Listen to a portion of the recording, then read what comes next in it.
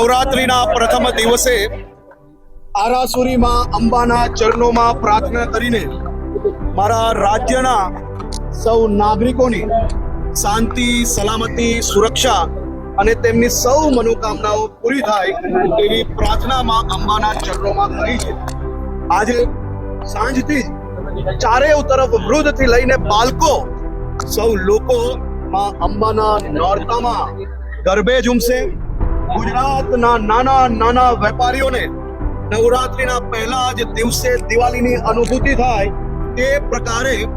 ગુજરાતની ભૂપેન્દ્રભાઈ પટેલની સરકાર દ્વારા રાજ્યના લાખો કરોડો માઈ ભક્તો